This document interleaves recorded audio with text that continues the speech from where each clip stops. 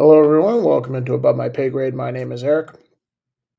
And if you have eyeballs, you know that overpaying on a car and having a car you cannot afford is as American as apple pie. You probably know plenty of people who have done it. Maybe you've done it yourself, but it's a status symbol in America.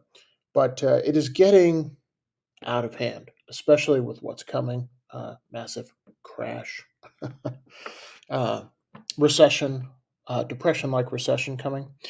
I want to take a look at this story here from Bloomberg about what people are paying for car loans today, and how many of them are paying over $1,000 a month on their car loans. And this isn't who you think it is. Paying $1,000 a month isn't a big deal for Warren Buffett, but it is if you make $70,000 a year and you bought a $50,000 car. Probably not the smartest move, especially when we're going into the recession like we're going to have. If you lose your job, I think we're going to see the mother of all repossession paloozas coming in 2023 and 2024. And most car dealerships don't care. As soon as it's off their lot, it's not their problem anymore. So they will upsell you to the max. And unfortunately, you have to be a semi intelligent person not to fall for their add ons, the floor mats, the additional insurance, all that other crap. Okay. So, reading from the article here, the percentage of U.S. consumers paying at least $1,000 a month for cars soared to a record, adding to concerns that borrowers may be getting in over their heads. What? You think? Yeah, a ton. We all know used car prices soared during the pandemic, and uh, new car dealerships kind of took advantage of that by upselling people on pretty crappy used cars that they were allowed to sell at the time. I've done videos on this before. But further reading here, outstanding U.S. auto loans rose to 1.52 trillion in the third quarter of 2022, up from 1.44 trillion a year earlier. The pandemic was a boom time for the sale of both used and new cars, but as we shifted towards an environment of diminished used car values, the rising interest rates over the past few months, consumers have become less insulated from those riskier loan decisions. So, I mean, there has to be a level of personal responsibility here.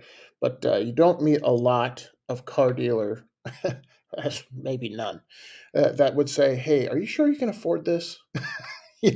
Have you ever heard that come out of a bad credit, no problem? You hear all this kind of stuff, and what payment works for you? So, like I said, having a car you can't afford is as American as apple pie. But when you can't afford it, or you can barely afford it, you're car poor, and then you lose your job, or then inflation happens, uh, the consequences are a lot worse, especially if this is writ large throughout the economy. And you're seeing a boom because of interest rates in people who are paying $1,000 a month for a car. That makes my jaw drop to the floor. Um, okay. So, for the first time in a year and a half or 2 years, customers are backing out of some pre sold vehicles that are cars hitting the lot that aren't pre sold. So, those are people who ordered a vehicle like the Ford Bronco. Because people are all of a sudden facing higher borrowing costs, is also happening in the housing market. People can't get a mortgage until the house is pretty much complete. So, they put down their name on a contract when the house is being built and the house is finished. Yeah, and then they have mortgage rates that have risen at the fastest rate ever, and all of a sudden their mortgage payment is twice what they thought it would be. Same thing is going for cars, and some people still sign on to it.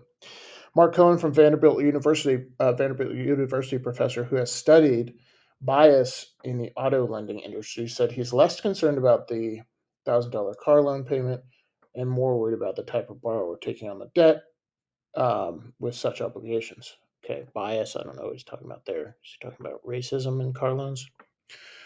I don't know. But um, a lot of these people are not prime borrowers. They're not people that should be paying on this. $1,000 a month is 17% of the average annual salary for an American, which is $70,000. And the typical payment is 4 to 6% for most car buyers. So what am I saying here? Um, it's another domino in the fun experience we're going to have here in 2023 and 2024. If you are in the market for a car, I think you are going to have some of the best deals of your lifetime.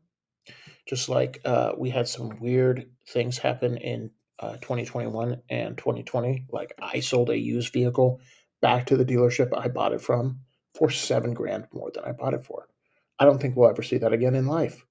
But I think the reverse is going to happen where all that demand signal for cars was filled, and now all of a sudden the demand's dropping off a cliff and people can't make their payments. So you're going to get some killer deals on vehicles, my humble opinion. Let me know what you guys think in the comments below. See you guys in the next one.